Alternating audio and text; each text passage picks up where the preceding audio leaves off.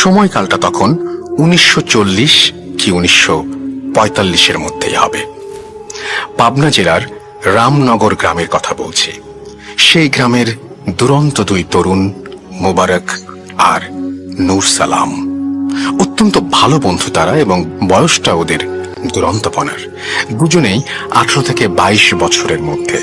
পাশাপাশি বাড়ি হওয়াতে ছেলেবেলা থেকেই একসাথে বড় হওয়া, পড়াশোনা, কাজে যাওয়া আর অবসর সময়ে বিভিন্ন রকম অ্যাডভেঞ্চার করেই কাটতো ওদের।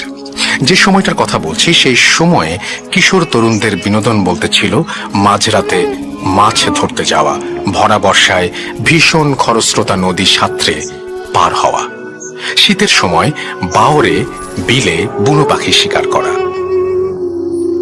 এদিক থেকে ওরা ছিল বেশ দুঃসাহসী, অ্যাডভেঞ্চার প্রিয়। ভূত আর অলৌকিককে খুব একটা বিশ্বাস ছিল না।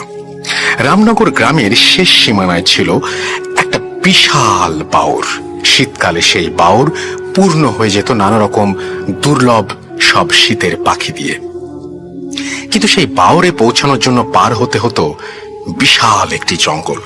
পারতপক্ষে দিনের বেলাতে কেউ জঙ্গলের ধারে কাছেও যেত না, আর রাতের বেলায় তো প্রশ্নই উঠত না, কারণ ওই জঙ্গল নিয়ে নানা রকম ভৌতিক কাহিনী প্রচলিত ছিল। যারাই ওই জঙ্গলে বা তার আশেপাশে যেত, তাদের অনেকেই অদ্ভুত আর ব্যাখ্যাতীত নানা রকম অভিজ্ঞতার সম্মুখীন হতেন। বিভিন্ন সময়ে কিছু মানুষ নাকি রাতের বেলা ওই জঙ্গলে শর্টকাট রাস্তা ধরেছিল দ্রুত গন্তব্যে পৌঁছানোর জন্য, কিন্তু তারা নাকি আর কখনোই গন্তব্যে পৌঁছায়নি। তাদের কোনো হদিসও মেলেনি।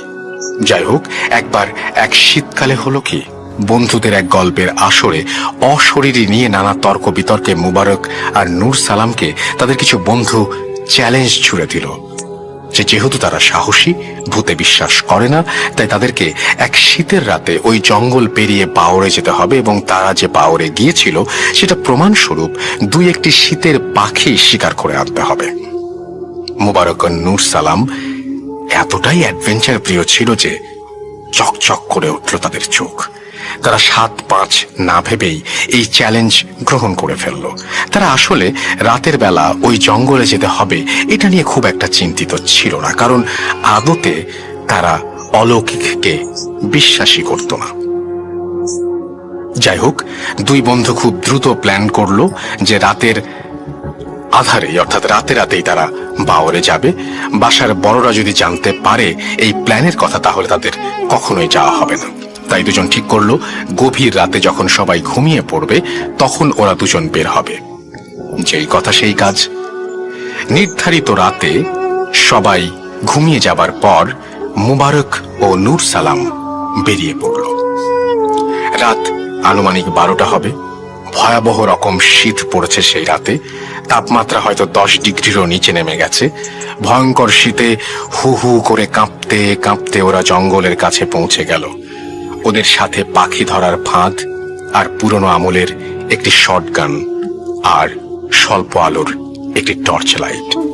শীতের পরিষ্কার আকাশে ঝলমলে জ্যোৎস্না, কিন্তু এত বেশি ঘন কুয়াশা যে 2 হাত দূরের জিনিসও ভালো মতো ঠাহর করা যায় না।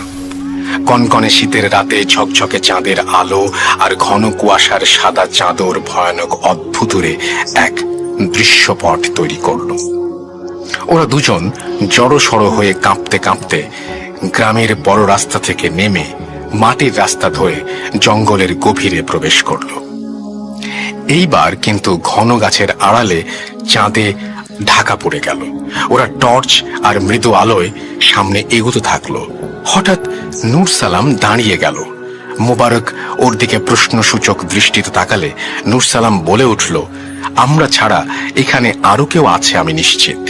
মুবারকও দাঁড়িয়ে একটু বোঝার চেষ্টা করতেই স্পষ্ট টের পেল ওদের কিছুটা পেছনে জঙ্গল থেকে একটা অস্বাভাবিক লম্বা, অত্যন্ত শীর্ণকায় মানবাকৃতির একটি কুঁচকুঁচে কালো অবয়ব রাস্তায় বেরিয়ে এসেছে।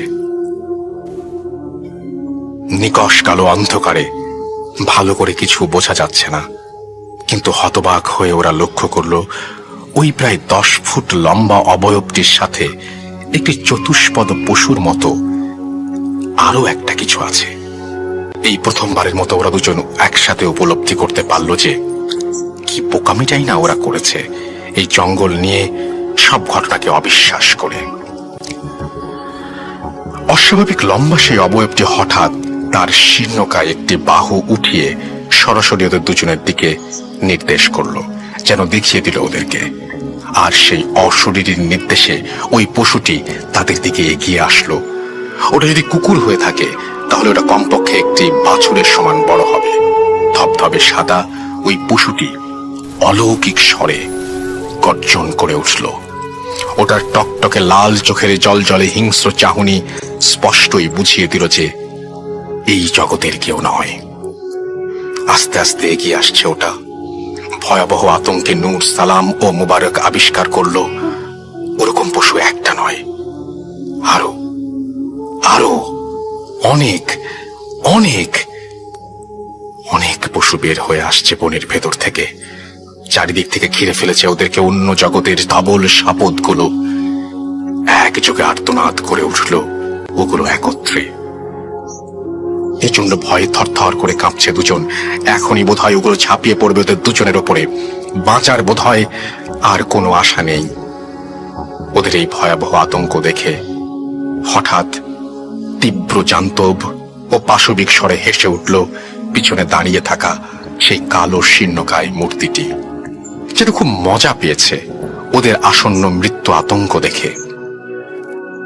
এইবার শেষ চেষ্টা হিসাবে মুবারক নূর সালামের হাত ধরে টান দিয়ে প্রাণপণে ছুটতে লাগলো। ঊর্ধ্বশ্বাসে দুজন ছুটছে, আর যত দোয়া কালাম জানা আছে সব পড়ছে।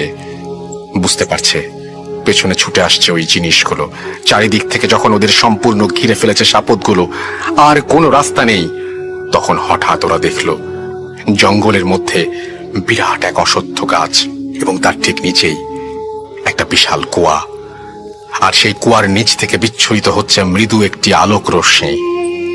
ওরা আর কোনো উপায় না পেয়ে দেরি না করে প্রাণ বাঁচাতে কুয়ার গায়ে বাঁধানো ইট বেয়ে তরতর করে নিচে নেমে গেল। কুয়ার পাশে মাটিতে পড়ে রইল ওদের শটগান, টর্চ আর পাখি ধরার ফাঁদ। শীতেও দরদর করে ঘেমে উঠল দুজন। কুয়ার একদম নিচে মাটিতে পৌঁছাতে ওরা অবাক হয়ে খেয়াল করলো কুয়ার দেয়াল থেকে একটা সুড়ঙ্গ চলে গেছে মাটির নিচ দিয়ে। আলোটা ওই সুড়ঙ্গ দিয়ে আসছে। ওরা কি করবে বুঝতে না পেরে সুড়ঙ্গ বরাবর এগোতে থাকলো। জাস্ট একটা বাঁক ঘুরতেই ওরা দেখলো একটা ছোট্ট গুহার মতো জায়গা। আরো বিস্ময় অপেক্ষা করছিল ওদের জন্য। ওরা দেখলো সেই গুহায় টিমটিমে একটি প্রদীপ জ্বালিয়ে বিশালাকার একটি পুঁথির মতো পুস্তকের ওপর ঝুঁকে রয়েছেন একজন বৃদ্ধ, যেন অত্যন্ত মনোযোগের সাথে পড়ছে সেই গ্রন্থটি। ধবধবে সাদা কাপড় পরা সেই বুজুর্গ ব্যক্তির পোশাক, মাথার বিরাট পাগড়ি, বিশালাকার সফেদ দাড়ি ও চুলে ঢেকে যাওয়া নিখুঁত সুন্দর চেহারা, এবং জীর্ণ হলুদ বর্ণ ধারণ করা পুঁথিটি এবং তার বসে বসে সেই পুঁথি পড়ার ভঙ্গিটি স্পষ্টই বলে দিচ্ছিল যে তিনি ওই সময়ের ওই স্থানের কেউ নন, হতেই পারেন না। মুবারক শুকনো গলায় বলে উঠল, কে কে ওখানে? ওদের প্রশ্ন শুনে ধীরে ধীরে মুখ তুলে ওদের দিকে তাকালেন বৃদ্ধ। নিষ্পৃহ আর শূন্য একটা দৃষ্টি তার কাচের স্বচ্ছ দুই চোখে। সম্পূর্ণ অচেনা এক ভাষায় ওদের দুজনকে ধমক দিয়ে উঠলেন। এরপর স্পষ্ট বাংলা ভাষায় ওদের গ্রামের স্থানীয় ভাষাতেই ধমক দিয়ে উঠলেন। বললেন যে এটা ফাজলামি করার জায়গা না, এবং তিনি বলেন যে ঘুরে বসো আর দোয়া কালাম পড়তে থাকো, কোনো মতেই বাইরে যাবে না। যেন বাইরে থেকে ওদের সাথে কি হয়েছে তা সম্পর্কে সবকিছুই জানেন সেই বৃদ্ধ। এই চিন্তা করার সময় নেই। মুবারক আর নূর সালাম দ্রুত বৃদ্ধের দিকে ঘুরে পেছন ফিরে বসে কালিমা আর জানা সব দোয়া কালাম পড়তে থাকলো। সময় যেন থমকে গেছে। বাইরে থেকে ভেসে আসছে শত শত অজানা সাপদের ভয়াবহ গর্জন আর ঝড়ের মতো তাণ্ডবের আওয়াজ। কতক্ষণ চলে গেল ওরা জানে না। পেছনে তাকানোর কোনো সাহস নেই। দুজনের তন্দ্রা নেমে এলো চোখে। হঠাৎ আবার বৃদ্ধের ধমক। এখনই বের হয়ে যেতে বললেন তিনি, সোজা চলে যেতে বললেন, ডানে বাঁয়ে কোনো দিকে না তাকিয়ে এক্ষুনি বের হতে হবে, এই মুহূর্তে। হঠাৎ ওরা শুনল ফজরের আজানের শব্দ ভেসে আসছে। ওরা দুজন বেরিয়ে যাবার আগ মুহূর্তে ওই বুজুর্গকে ধন্যবাদ দিতে যেই ঘুরবে, তখনই গমগম কণ্ঠস্বর পিছনে না তাকানোর জন্য হুঙ্কার দিল সে। এবং আজকের এই ঘটনা বাইরের কাউকে না জানাতেও সাবধান করে দিল আরো একবার। সোজা যেভাবে নেমেছিল সেই পথেই উঠে যেতে বলল। অন্ধকার আছে তখনও, কিন্তু কোনো সমস্যা হলো না। বাসায় না পৌঁছানো পর্যন্ত ছুটতে থাকলো ওরা ততক্ষণ, এবং বড়রা ততক্ষণে উঠে পড়েছে। ওরা বাসার কাছে পৌঁছেই ভীষণ অসুস্থ বোধ করলো। মোবারকের চলে আসলো উচ্চ মাত্রার জ্বর, আর নূর সালামের অবনতি এবং বমি হতে থাকলো। বড়দের হাজার প্রশ্নের পরে ওরা কোনো উত্তর দিল না যে কি হয়েছে, কোথায় গিয়েছিল। কিন্তু অবস্থা বেগতিক দেখে হুজুর ডাকা হলো। হুজুর গোপনে ওদের সাথে কথা বলে বুঝলেন প্রথমে ভয়ঙ্কর খারাপ কিছুর খপ্পরে পড়েছিল ওরা। প্রাণটা হয়তো ওই রাতেই চলে যেত, কিংবা হয়তো হারিয়ে যাওয়া মানুষগুলোর মতো ওদের আর কখনোই ফিরে পাওয়া যেত না। ওই রহস্যময় বুজুর্গ ব্যক্তিটি ওদেরকে কুয়ায় আশ্রয় দিয়েছেন। সেই যাত্রায় সে কারণেই তারা প্রাণে বেঁচে গেছে। যাই হোক, হুজুরের রুকাইয়াতে আস্তে আস্তে ওরা সুস্থ হয়ে ওঠার পর ওদের মনে পড়ে যায় যে ওদের শটগান, পাখি ধরার অস্ত্র আর টর্চ লাইট সব ওই কুয়ার পাশে ফেলে এসেছিল ওরা। একদিন ওরা সাহস করে আরো কিছু লোকজন নিয়ে সেই জিনিসগুলো ফিরে আনতে গেল। ঠিক সেই কুয়ার পাশে পড়ে থাকার কথা ছিল সেগুলোর। সেই বিরাট অশ্বত্থ গাছের নিচে জিনিসগুলো যে হয়ে পড়েছিল সেভাবে আছে, কিন্তু সেখানে আদৌ কোনো কুয়া নেই। মুবারক, নূর সালাম একে অপরের দিকে হতবিহ্বল হয়ে কিছুক্ষণ তাকিয়ে রইল, কিন্তু টু শব্দটি করলো না তারা। ওদের জিনিসগুলো নিয়ে দ্রুত বাড়ি ফিরল ওরা। এরপর ওদের বন্ধুরা পাখি না আনতে পারার জন্য যতই ওদের খেপালো না কেন, ওরা একটিও উচ্চবাচ্য করলো না। ওদের আচরণের সাথে যা একেবারেই মিলল না। বন্ধুরাও তাদের এই পরিবর্তনের জন্য খুবই অবাক হয়েছিল। দুরন্তপনা ওদের চলে গিয়েছিল একেবারেই। এরপরের কাহিনীটি খুব ছোট। বন্ধুদের কোনো এক আড্ডায় অশরীরী অলৌকিক এই সমস্ত প্রসঙ্গ উঠলে খুব কৌশলে এড়িয়ে যেত ওরা দুজন। আর ভূতে বিশ্বাস করে কি না করে সরাসরি জানতে চাইলে শুকনো একটা হাসি দিয়ে চুপ হয়ে যেত।